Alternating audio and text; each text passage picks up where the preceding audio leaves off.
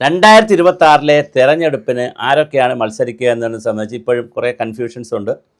PV അൻവറിൻ്റെ സ്ഥാനാർത്ഥിത്വം ഇന്നലെ UDFൻ്റെ കെയർ ഓഫിൽ സണ്ണി ജോസഫ് KPC പ്രസിഡന്റ് പ്രസ്താവിച്ചെങ്കിലും പിന്നെ കുറച്ച് കഴിഞ്ഞപ്പോൾ അത് പിൻവലിച്ചു. അങ്ങനെയൊന്നുമല്ല പറഞ്ഞതെന്ന് പറഞ്ഞു. അങ്ങനെ കുറേ കൺഫ്യൂഷൻസ് ക്രിയേറ്റ് ചെയ്തു. നമ്മൾ ഇന്നലെ ചെയ്തത് തിരുവനന്തപുരം ജില്ലയിലെ കാട്ടാക്കട പഞ്ചായത്തായിരുന്നു. ഇന്ന് നമ്മൾ കൊല്ലം ജില്ലയിലൊന്ന് കയറിയാലെന്തെന്നൊരു ആലോചന.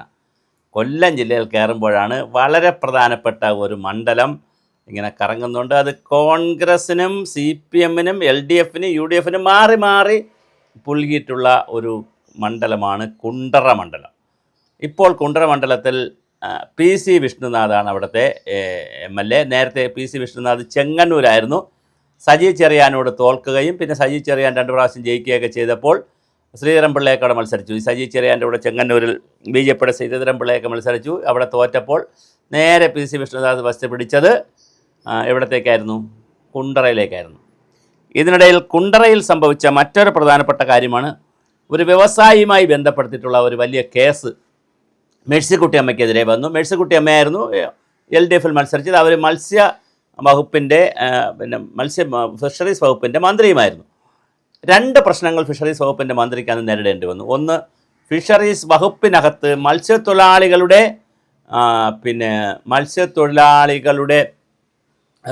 വിദേശ ബോട്ടുകൾ വന്നുള്ള മത്സ്യബന്ധനത്തെക്കുറിച്ചുള്ള കേന്ദ്ര ഗവൺമെൻറ്റിൻ്റെ നയത്തിന് അനുകൂലമായി മേഴ്സിക്കുട്ടിയമ്മ നിലപാടെടുത്തു എന്നതിൻ്റെ പേരിൽ വലിയ വിവാദമുണ്ടായി. മത്സ്യത്തൊഴിലാളികൾ ഒന്നടങ്കം മേഴ്സിക്കുട്ടിയമ്മയ്ക്കെതിരായി. അത് ഒരു വിഷയം. പിന്നെ രണ്ടാമതൊരു കേസുമായി ബന്ധപ്പെടുത്തി അത് പ്രശാന്ത്, നമ്മുടെ IAS Prashanth Kozhikode collector Prashanth IAS ഒരു വിവാദം ഉയർത്തിക്കൊണ്ടുവന്നു. ആ വിവാദത്തിൻ്റെ ഭാഗമായിട്ടും മേഴ്സിക്കുട്ടിയമ്മയ്ക്ക് വലിയ പരിക്കേറ്റു. അങ്ങനെ മേഴ്സിക്കുട്ടിയമ്മ തോറ്റു. PC വിഷ്ണുനാഥ് ജയിച്ചു. ആ മണ്ഡലവും എന്ത് വില കൊടുത്തും തിരിച്ചു പിടിക്കും എന്ന് തന്നെയാണ് നമ്മുടെ LDF ഇപ്പോൾ തീരുമാനിച്ചിരിക്കുന്നത്. അപ്പോൾ ആരെയാണ് ഇറക്കുക എന്നുള്ളതാണ്. ഇനിയാണ് സസ്പെൻസ് കാൻഡിഡേറ്റാണ്. അങ്ങനെ ഇരുന്നപ്പോഴാണ് വാഴക്കൊലയിൽ നമ്മൾ എന്തെല്ലാം PhD ചെയ്യുന്നു. വാഴക്കൊല സാധാരണ വാഴക്കൊലയുടെ കൂമ്പ്, വാഴത്തട, അതിൻ്റെ പിണ്ടി എന്ന് പറയും, പിന്നെ അതെല്ലാം നമ്മൾ പാചകം ചെയ്ത് കഴിക്കും. പിന്നെ അതുപോലെ തന്നെ കൊല എടുത്ത് നമ്മൾ പല കാര്യങ്ങൾക്ക് ഉപയോഗിക്കും. അങ്ങനെ വാഴക്കൊല വളരെ പ്രധാനപ്പെട്ട ഒരു ഭക്ഷ്യവസ്തുവാണ് മനുഷ്യനെ സംബന്ധിച്ചത്. വളരെ പെട്ടെന്ന് ഉണ്ടാവുകയും പെട്ടെന്ന് കുറച്ചു കാലം മാത്രം നിലനിൽക്കുകയും ചെയ്യുന്ന ഒരു ഫലവൃക്ഷമാണ് വാഴപ്പഴം. വാഴക്കൊലയിൽ ആരുടെ വാഴക്കൊലയാണ്? ചങ്ങമ്പുഴയുടെ വാഴക്കൊല എന്നൊക്കെ പറഞ്ഞൊരു PhD ചെയ്തു. കംപ്ലീറ്റ് പൊട്ട തെറ്റായിരുന്നു. യൂണിവേഴ്സിറ്റി അടുത്ത് ദൂരെ എറിഞ്ഞു. പക്ഷേ അവർ ഇതായതുകൊണ്ട് സഹാത്തിയല്ലേ, അപ്പോൾ പിന്നെ സ്വാഭാവികമായിട്ട് അവർക്ക് അതിൻ്റെ ഒരു ബെനിഫിറ്റ് കിട്ടും. പിന്നെ അവർ അതിനുശേഷം എവിടെ ഇരുന്നു?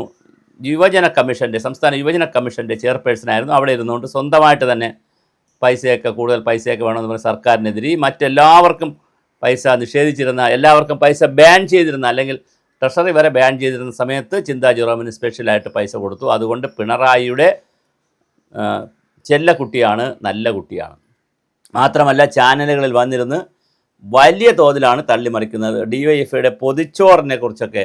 DYFI മെഡിക്കൽ കോളേജുകളിൽ പൊതിച്ചോറ് കൊടുക്കുന്നില്ലേ, പിന്നെന്താണ് ഇടതുപക്ഷ മുന്നണിക്ക് വോട്ട് ചെയ്താൽ എന്നൊക്കെ ചോദിക്കുന്ന ചിന്താ ജെറോം ചിഹ്നം വാഴക്കുലയല്ല, അടിവാൾ ചുറ്റി നക്ഷത്രത്തിൽ കുണ്ടറയിൽ മത്സരിക്കാനുള്ള എല്ലാ സാധ്യതയുമാണ് ഇപ്പോൾ തെളിഞ്ഞു വരുന്നത്. വിഷ്ണുനാഥ് വീണ്ടും മത്സരിക്കുകയും മന്ത്രിയാകാനും വേണ്ടി ഉടുപ്പടിച്ച് നിൽക്കുകയാണ്. അപ്പോഴൊരു ചോദ്യമുണ്ട്, മേഴ്സിക്കുട്ടി അമ്മയ്ക്ക് എവിടെ സീറ്റ് കൊടുക്കും? മേഴ്സിക്കുട്ടി അമ്മയ്ക്ക് സീറ്റ് കൊടുത്തില്ലെങ്കിൽ ചിന്താ ജെറോമിനെ മേഴ്സിക്കുട്ടി അമ്മ തന്നെ വലിച്ച് താഴെ ഇടുമോ എന്നൊരു ചോദ്യമുണ്ട്. എന്തായാലും ചിന്താ ജെറോമാണ് ഇപ്രാവശ്യം കുണ്ടറയിലെ LDF സ്ഥാനാർത്ഥി. UDFന് വരാൻ പോകുന്നത് PC വിഷ്ണുനാഥ് തന്നെ.